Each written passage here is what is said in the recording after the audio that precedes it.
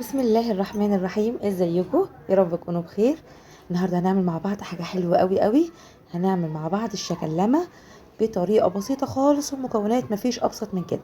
شكلها ولونها وطعمها وريحتها حلوه قوي قوي. على فكره الشكلمه دي سعرها غالي قوي بره، اللي بيحبها اكيد وبيشتريها عارف سعرها غاليه قوي. فاحنا عملناها في البيت وهتشوفوا مكوناتها قد ايه بسيطه. بس يا ريت لو اول مره بتشوفيني يا ريت تشتركي عندي في القناه وتفعلي الجرس على الكل. ولو عجبك الفيديو ان شاء الله هيعجبك، ما تنسنيش باللايك. يلا بينا بقى نسمي بسم الله ونشوف المكونات. عندي بيضتين هحط عليهم كيسين من الفانيليا. وركزي معايا بقى كده في الخطوات، بين كل خطوه والتاني كده هنقلب كويس. ودول معلقتين كبار سمنه او زبده، يعني هو الاساسي زبده، بس ما فيش زبده انا اشتغلت بالسمنه ما فيش مشاكل. هنقلب كويس. وبعدين عندي 4 معالق كبار من السكر. السكر بتاعنا كده يبقى لونه فاتح ويبقى ناعم شويه. الحبيبات بتاعته يعني تبقى ناعمه او سكر بودره، يعني اللي موجود عندك. بعدين عندي معلقتين 3 معالق شربات تقيل. والبديل بتاعه عسل الجلوكوز، تحطي منه معلقتين بس، انا عارفه ان هو مش بيبقى موجود عند الناس كلها فاشتغلت بالشربات. وبعدين معايا معلقه كبيره هرميه من الدقيق او معلقتين ممسوحين، الاسهل عليكي اعمليه.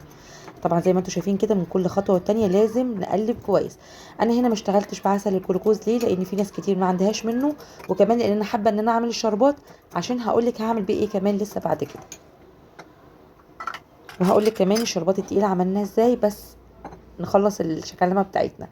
في بوله بقى احط كوبايتين كبار كده من جوز الهند، وانزل بقى بالخليط الحلو دوت. اتاكد بس ان كل حاجه دابت كويس قوي جوه الخليط بتاعنا دوت. وننزل بقى على جوز الهند. عايزه اقول لك كده الموضوع سهل قوي. وكده احنا نعتبر يعني لحد ما خلصنا الشكلمه بتاعتنا. عجينتها سهله خالص خالص، ما بتاخدش معاكي اي وقت. وزي ما انتم شايفين المكونات بتاعتها بسيطه خالص.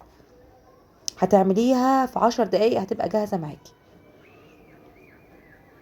شربي بقى جوز الهند كل السوائل اللي احنا حطيناها دي.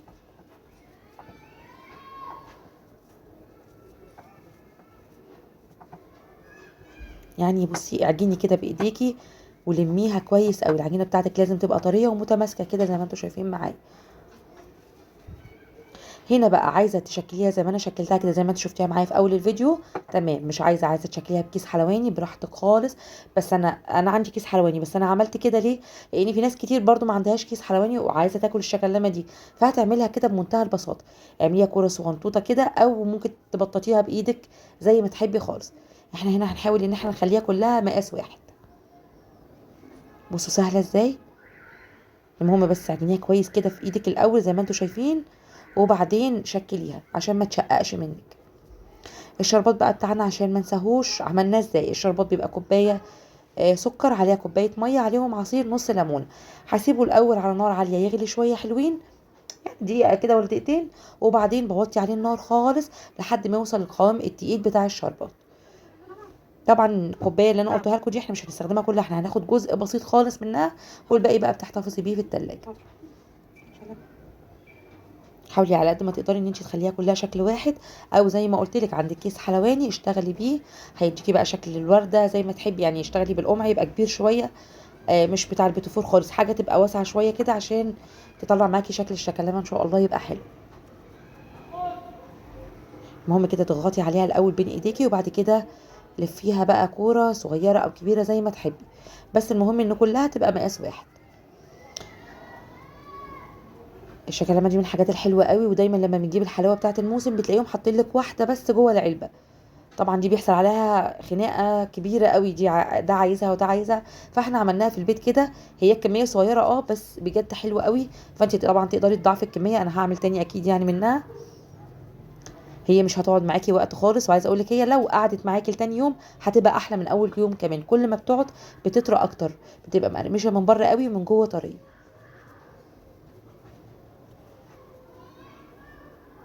تتشكل على طول، مش تاخد معاكي زي ما قلت لك 10 دقايق. هتعملي كميه حلوه كده زي ما انتم شايفين.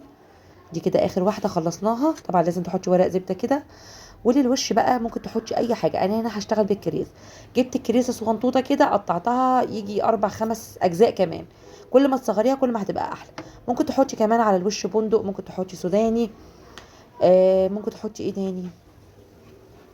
زبيب، ممكن تحطي زبيب كمان لو ما عندكيش كريسب، بس هي بيبقى شكلها حلو قوي.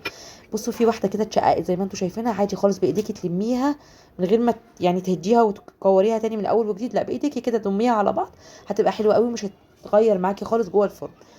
هي ولا هتفرش اصلا ولا شكلها هيتغير، زي ما هتدخل زي ما هتطلع. طيب هنسويها ازاي بقى؟ هناخدها بقى في نص الفرن على اهدى درجه حراره عندك. اول ما تاخد لون حلو كده معاكي طفي عليها، لو خدت لون حلو من تحت ومن فوق لا، ولا على الشوايه يعني ثانيه كده يعني بس حاجه بسيطه خالص هتلاقيها خدت اللون الحلو دوت.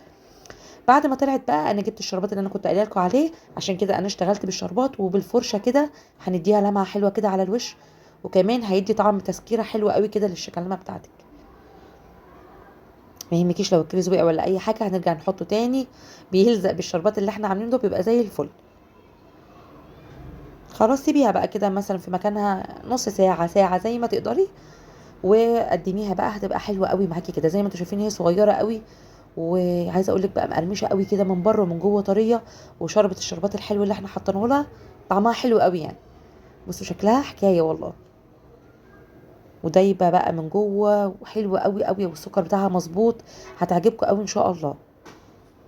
اعمليها في البيت وان شاء الله ان شاء الله. يعني انا ناويه ان انا اعمل معاكم السمسميه والسودانيه والحمصيه، الحاجات الحلوه بقى بتاعه الموسم اللي بقت غاليه قوي بره وما بقتش حلوه قوي، فاحنا هنعملها ان شاء الله في البيت. اتمنى الفيديو النهارده يكون عجبكم، يكون الفيديو خفيف كده عليكم، تكونوا استفدتوا منه، وجربوا الشكلمه القمر دي ان شاء الله هتدعوا لي. لو عجبكم بقى يا ريت تشتركوا في القناه وتفعلوا الجرس على الكل، وما تنسونيش باللايك. والله بجد نفسي تجربوها ان شاء الله هتعجبكم قوي قوي. حاجه سهله وسريعه مش مكلفة خالص، يعني بالنسبة للتكلفة بتاعة الشكلمة اللي بره، لا هي في البيت سهلة وبسيطة كده وحلوة قوي. يلا جربوها وفرحوا ولادكم بيها، وكل سنة وانتم طيبين، وشكرا ليكم.